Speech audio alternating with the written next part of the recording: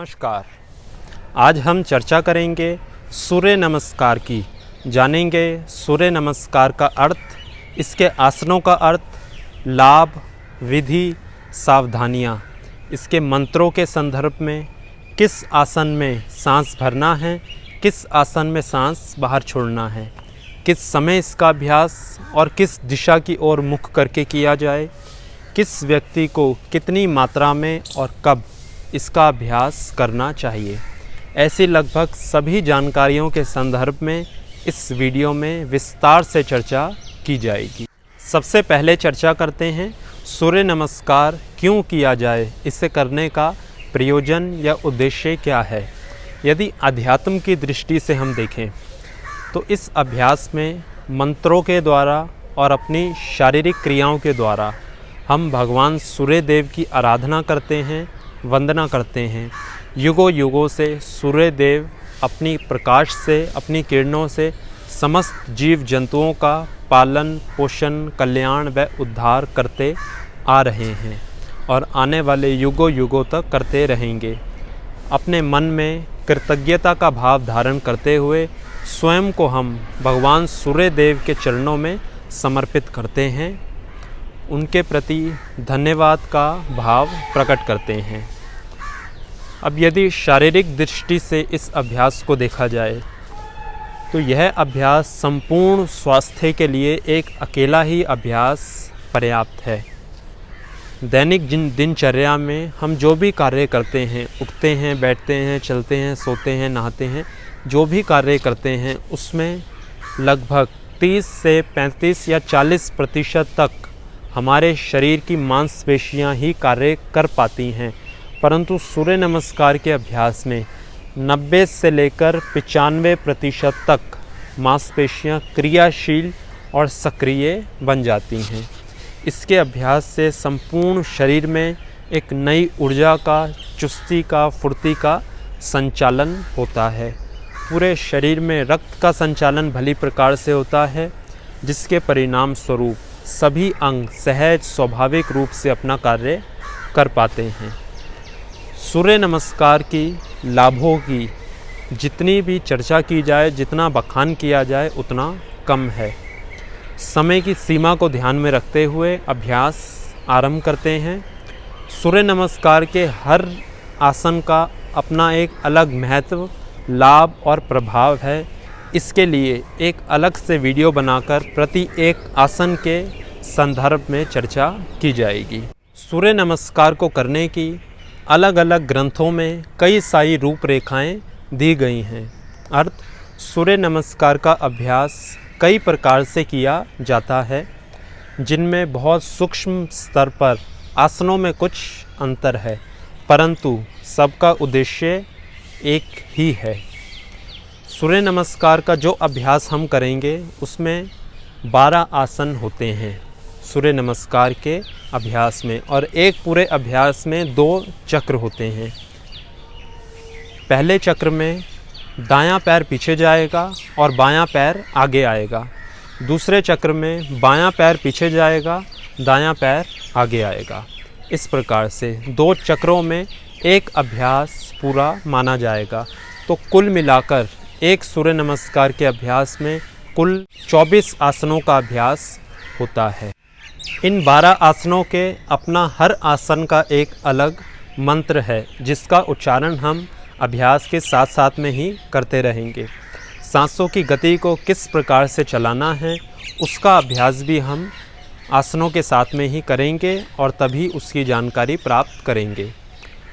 सूर्य नमस्कार का अभ्यास विशेष रूप से सुबह सूर्य उदय के समय पूर्व दिशा की ओर मुख करके किया जाता है, क्योंकि इस अभ्यास को हम केवल शारीरिक व्यायाम न मानकर आध्यात्मिक रूप से आराधना और साधना के रूप में करते हैं, जिससे सकारात्मक ऊर्जा का निर्माण होता है, जो हमें अध्यात्म के क्षेत्र में सकारात्मकता की ओर, सात्विकता की ओर लेकर जाती है।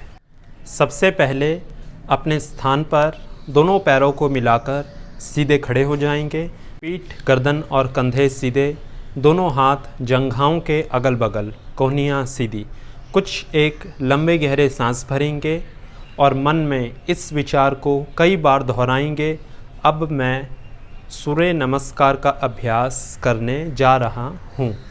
कुछ एक लंबे गहरे सांस भरते रहेंगे। पहला आसन, प्रणाम आसन। इस आसन में सांस को भरते हुए साइड से दोनों हाथों को ऊपर लेकर जाएंगे, ऊपर की ओर खींचेंगे। सांस बाहर छोड़ते हुए दोनों हाथों को नीचे लेकर आएंगे। हथेलियां परस्पर मिली हुई, हथेलियों को वक्ष थल के सामने रखेंगे और यहाँ पर मंत्र का उच्चारण करेंगे। ओम मित्राय नमः। दूसरा आसन, हस्त उत्तान आसन। हस्त का अर्थ हाथ, उत्तान का अर्थ ऊपर से पीछे की ओर खींचना। इस आसन में लंबा सांस भरते हुए कोहनियों को सीधा करते हुए पहले ऊपर की ओर खींचेंगे। अब वक्ष स्थल से, छाती वाले क्षेत्र से शरीर को पीछे की ओर लेकर जाएंगे सांस भरते हुए। इस आसन में सारा खिंचाव नाभि, छाती, गला, ठुड्डी, कंधे, भुजाएं, कोहनियाँ और हाथों पर पूरा खिंचाव उत्पन्न होगा। यहाँ पर मंत्र का उच्चारण करेंगे। ओम रवये नमः। प्रति एक आसन में 5 से लेकर 20 सेकंड तक शरीर को स्थिर रखा जा सकता है, परंतु जिन लोगों ने अभी ही अभ्यास आरंभ किया है वह 2 सेकंड से इस समय को धीरे धीरे बढ़ाएं। 2 सेकंड, 4 सेकंड, 5 सेकंड, 8 सेकंड, 10, 15, 20 धीरे धीरे धीमी गति के साथ शरीर को रोकने के समय को बढ़ाएंगे जैसे जैसे अभ्यास सधता जाए। दूसरी बात, जिस भी आसन में कितनी भी देर रुके रहेंगे उतनी देर तक सांसों की गति सामान्य रूप से चलती रहेगी। नासिका के द्वारा, नाक के द्वारा जितनी भी देर आसन में रुके रहेंगे उतनी देर तक सांस को आराम से भरेंगे और बाहर छोड़ते रहेंगे। केवल आसन में जाते समय और आसन को बदलते समय सांसों को भरना या छोड़ना होगा, जैसा आसन का और ग्रंथों का निर्देश होगा वो मेरे द्वारा आपको साथ साथ बताया जा रहा है।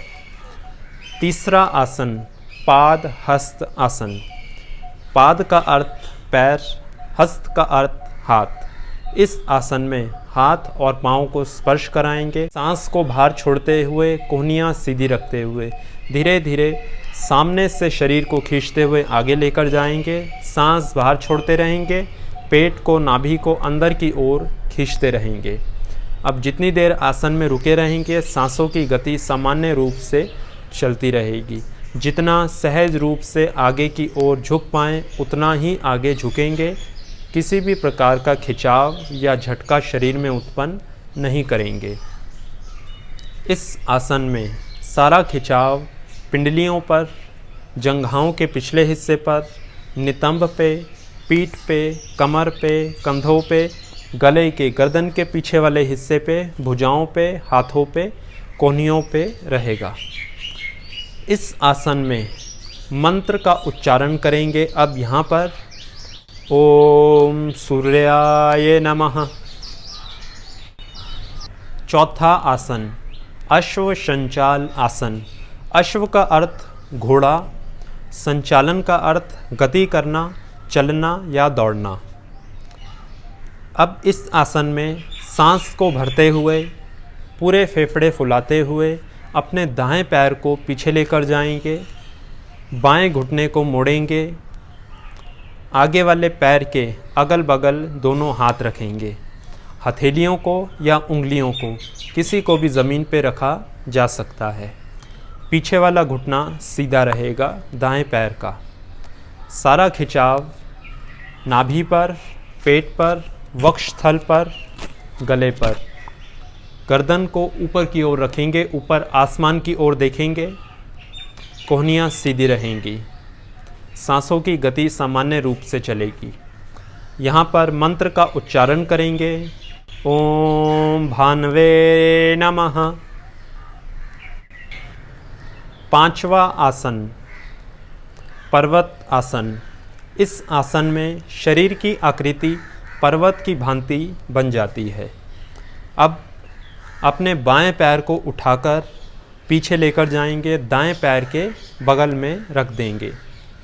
पूरा शरीर दोनों हाथों और दोनों पैरों के ऊपर, घुटने सीधे रखेंगे, एड़ियों को ज़मीन की ओर खींचेंगे, गर्दन को अंदर की ओर खींचेंगे, माथे को घुटनों की ओर खींचेंगे।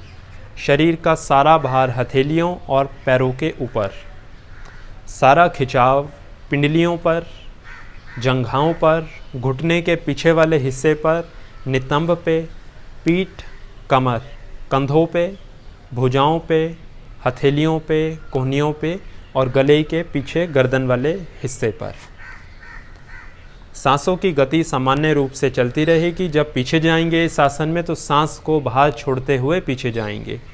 यहाँ पर मंत्र का उच्चारण करेंगे, ओम खगाये नमः। छठा आसन अष्टांग नमस्कार। इस आसन में शरीर के 8 अंग ज़मीन पर लगाएंगे, 2 हाथ, 2 पैर, 2 घुटने, छाती और ठुड्डी। इस समय पर्वत आसन में 2 हाथ और 2 पैर, 4 अंग ज़मीन पे लगे हुए हैं। दोनों घुटनों को, छाती को और ठुड्डी को एक साथ ज़मीन पर रखने का प्रयास करेंगे। किसी कारणवश एक साथ न रख पाएँ तो पहले घुटने, छाती, फिर ठुड्डी को ज़मीन पे स्पर्श कराएंगे। बीच में से पेट वाला हिस्सा ज़मीन को स्पर्श नहीं करेगा। इस आसन में पंजों को खड़ा रखेंगे, उंगलियों को सीधा रखेंगे, उंगलियां ज़मीन को स्पर्श करेंगी। सांसों की गति इस अभ्यास में जाते समय सामान्य रहेगी। ना सांस भरेंगे ना छोड़ेंगे, सामान्य गति के साथ श्वास प्रश्वास की क्रिया चलेगी। कई ग्रंथों में इस अभ्यास में जाते समय सांस को रोकने का निर्देश भी दिया गया है। यहाँ पर मंत्र का उच्चारण करेंगे, ओम पुष्णे नमः।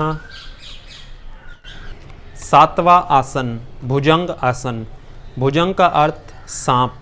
इस आसन में शरीर की आकृति सर्प या सांप की भांति बन जाती है। पंजों को दोनों को बाहर करेंगे, सांस भरते हुए नाभि वाले क्षेत्र से शरीर को ऊपर उठाएंगे, कोहनियाँ सीधी, गर्दन ऊपर, ठुड्डी को ऊपर की ओर खींचेंगे, आसमान की ओर देखेंगे। रीढ़ की हड्डी पूरी तरह से मुड़ी हुई, सारा दबाव पीठ के निचले हिस्से पर, सारा खिंचाव जंघाओं से उत्पन्न हो, नाभि, पूरा पेट, छाती, ठुड्डी, गला खिंचा हुआ। कोहनियाँ बिल्कुल सीधी रहेंगी। सांस भरते हुए इस आसन में ऊपर की ओर शरीर को उठाएंगे। यहाँ पर मंत्र का उच्चारण करेंगे, ओम हिरण्य गर्भाय नमः। आठवां आसन पर्वत आसन।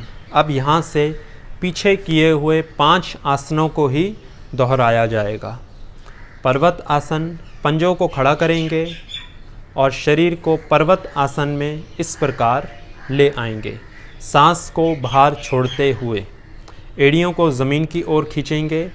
सांसों की गति उसी प्रकार से आने वाले आसनों में निर्धारित या नियंत्रित करेंगे, भरते और छोड़ते समय, जो पहले आसनों में की थी। अब सभी आसन, आने वाले 5 आसन पहले वाले आसन ही दोहराए जाएंगे, केवल मंत्र बदल जाएंगे। अब यहाँ पे मंत्र का उच्चारण करेंगे, ओम मारीचे नमः। 9वां आसन अश्व संचाल आसन। सांस को भरते हुए बाएं पैर को आगे लेकर आएंगे, दोनों हाथों के बीच में गति के साथ एक ही बार में प्रयास करेंगे आगे पैर आ जाए। पीछे वाला घुटना सीधा, आगे वाले घुटने को पूरी तरह से मोड़ेंगे, गर्दन ऊपर। यहाँ पे मंत्र का उच्चारण करेंगे, ओम आदित्याय नमः। 10वां आसन पाद हस्त आसन। दाएं पैर को आगे लेकर आएंगे, बाएं पैर के पास में, घुटने सीधे, शरीर को आगे की ओर झुकाएंगे। यहाँ पर मंत्र का उच्चारण सांस को बाहर छोड़ते हुए इस आसन में आएंगे। यहाँ पर मंत्र का उच्चारण करेंगे, ओम सवित्रे नमः। 11वां आसन हस्त उत्तान आसन। सांस भरते हुए कोहनियाँ सीधी रखते हुए शरीर को सामने से पीछे की ओर खींचेंगे और पीछे की ओर वक्षस्थल से शरीर को मोड़कर लेकर जाएंगे सांस भरते हुए। यहाँ पर मंत्र का उच्चारण करेंगे। ओम अर्काय नमः। 12वां आसन प्रणाम आसन।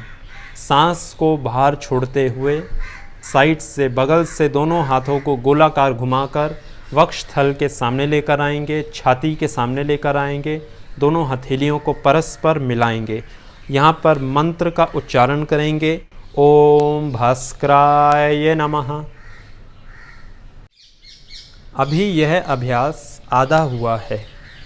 एक चक्र इसी प्रकार से और किया जाएगा 12 आसनों का, जिसमें सभी आसन, मंत्र, सांसों की गति सब कुछ एक समान ही रहेगा।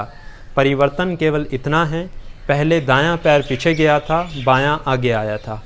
अब बायां पैर पीछे जाएगा, दायां पैर आगे आएगा।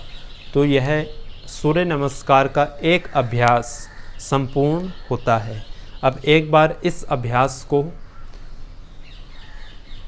क्रम के अनुसार देखेंगे, किस प्रकार से अभ्यास को गति के साथ या एक लयबद्ध तरीके के साथ किया जाता है।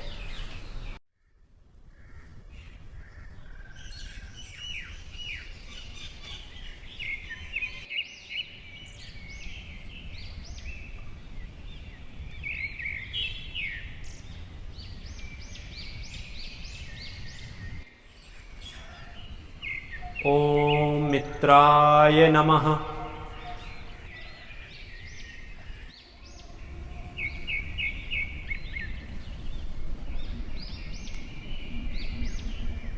ओम रवये नमः।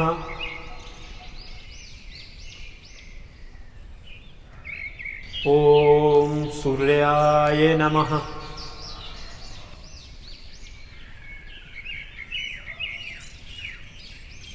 ओम भानवे नमः।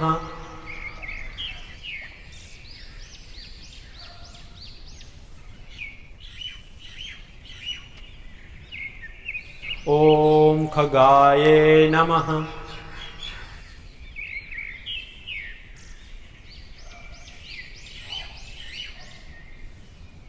ओम पुष्णे नमः।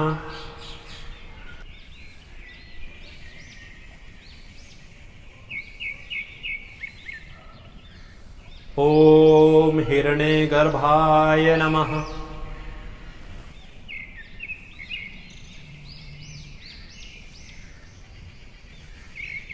ओम मारीचे नमः।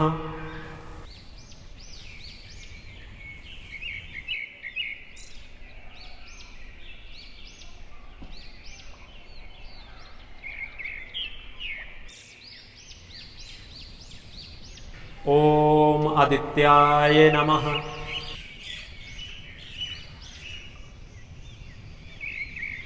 ओम सवित्रे नमः।